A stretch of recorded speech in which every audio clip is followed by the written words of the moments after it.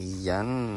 Magugunot tayo ng talong dito ni Lolo sa tabi ng bahay lang ang talong namin. Kaya pag nandito ka sa probinsya, mabubuhay ka kagad, may talong ka lang. O nay, gusto yan nga ng talong mo nga.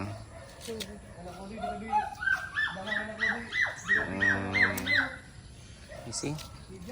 Yes. Wow, ang ganda. Ang gano'n lang sarang kilo mo niyang talong? 120.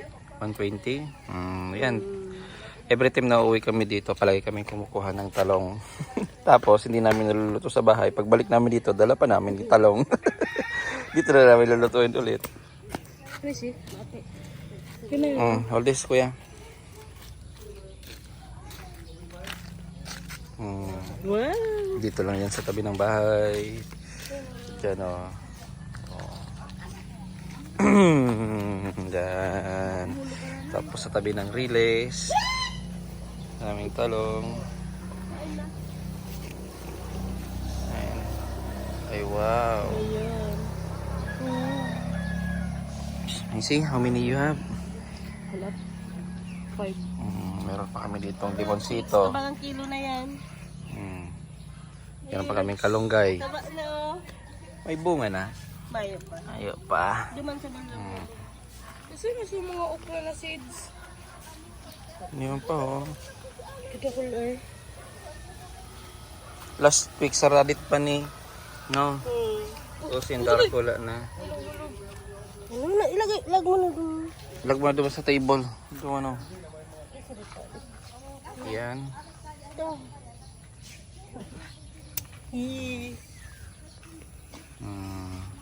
Kuya. Ito.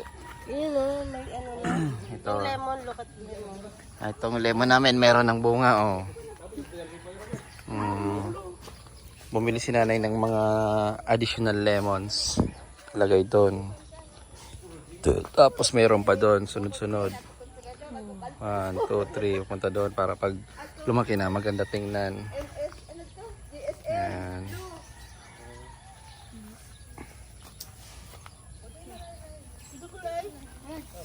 Bababa pala nagdi si Papa.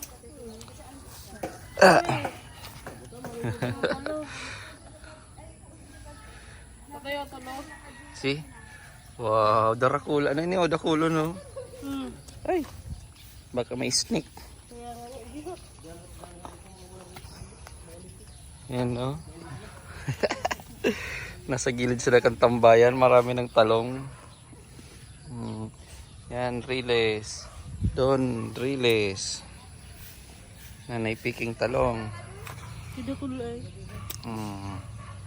Yung pa, ligda. Ito, kaker. Yan eh, pula na. Say pa, ni. Ay, sadit pa. Okay na di. Oh, kuya. Oh. Plenty of talong. Talong ka na. Duman na, yun na. Saga naman. Ay, hindi ba ka na yun? May sadit pa. Sadit pa na sadit pa. Next week naman. Hanggang dyan yung tinamnan ni Papa ng talong. Ano sana to?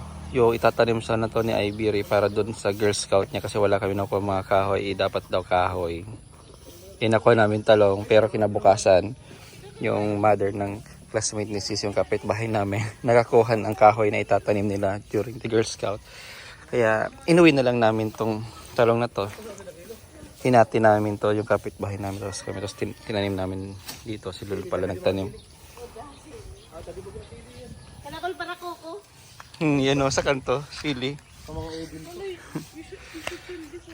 Tapos yun, doon pa meron talong. Yan. Tapos doon. Mga sa tapat lang ng bahay. Oh, meron na kayong pang-ulam.